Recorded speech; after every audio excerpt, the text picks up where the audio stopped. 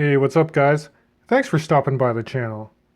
So for this video, we're going to be checking out a couple of different Jubilee bracelets from the brand Uncle Seiko. And these bracelets will fit any 41mm Tudor Black Bay watch. And in particular, we're going to be checking it out on my recently acquired GMT. So yes, Uncle Seiko has branched out. They no longer just supply bracelets and straps for Seiko watches. Although if you're wondering where the inception for this video came from, it actually stemmed from me really enjoying this Uncle Seiko Jubilee bracelet on my Seiko SARB 035. So I did actually reach out to Uncle Seiko, and they did send in these Jubilee bracelets to the channel free of charge. But I do want to be fully transparent that this is not a sponsored review. I do not get any kickbacks from Uncle Seiko, nor did they pay me to do this video. So please keep that in mind. I'm going to try and be objective when talking about these bracelets for the video. Now you might be asking, why even bother swapping out the OEM Tudor Black Bay bracelet to begin with? Well, I've owned a couple of Tudor Black Bay 58 models in the past, and similar to the 41 iteration of that watch, I do find that the individual links for this OEM bracelet are a little bit large. Some people don't appreciate those faux rivets on the side of the individual links. And on top of that, the articulation of the individual links are really not that good, especially when you get close to the clasp.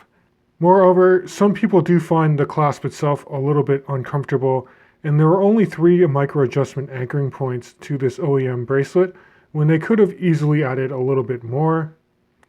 Now that's not to say that I don't think that this Tudor bracelet isn't well constructed, because it is very solid and it does counterbalance the head of the watch quite well. But in terms of getting a good fit and long-term comfort, this bracelet does suffer a little bit. Now personally, the main driving force for me to actually get a Jubilee bracelet onto this watch is because I do find that Jubilee bracelets do have a lot more comfort, and I think Uncle Seiko did a good job with the execution of these bracelets. Now if you check on their website, pricing on these guys do come in at $129 US. Now you'll also note you have a couple of different options when you're on the website for this bracelet. You can choose to pick it up in this configuration that has high polish through the center links of the bracelet, or you can pick a completely brushed finish bracelet, which I also have. And you'll see a lot of B-roll of that throughout the course of this video review as well. But outside the difference in finish, these Jubilee bracelets are exactly the same. They are made from full 316L surgical stainless steel.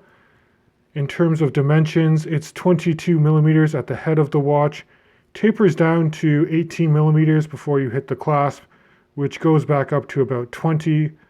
The clasp does have the Uncle Seiko logo branded, and it does have that fold-over security mechanism. Unfortunately, this clasp is also milled out steel. It's not pressed metal like it was on the Jubilee bracelet for my SARB 035.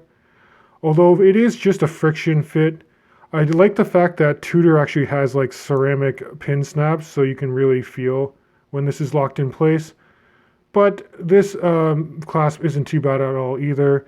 It does close quite securely, and you actually have 4 micro adjustment holes as opposed to the 3 that are found on the Tudor. Now, one other minor point for improvement I would like to see is in how they actually sized individual links, because they're held in place with just friction split pins. So I don't know if my camera picks it up, but you can actually see that there's those arrows that tell you the direction to push out those split pins. At this price point, I would have been nice if they used thick slot screws like they do on the OEM bracelet from Tudor. But that being said, these links are a lot shorter, and of course with a Jubilee bracelet, you get this beautiful drape that comes just with having those shorter links. And a huge step up that Uncle Seiko did was how well they actually integrated these solid end links to the head of the watch here. So you can see that there's really no gaps between the end links that they designed for this bracelet. And it's also a female articulating end link. So it pulls straight down, and you can actually fold the bracelet completely over the case back, which is amazing. And if I show you guys the case back, you can also see that the spring bars supplied by Uncle Seiko are actual thick dive watch spring bars, and they do conform exactly to where the drilled holes are for the fitting the bracelet between the lugs of this watch. And that's a minor detail, but I did want to highlight it because I've seen other bracelet manufacturers like Strapcode not execute this task that well.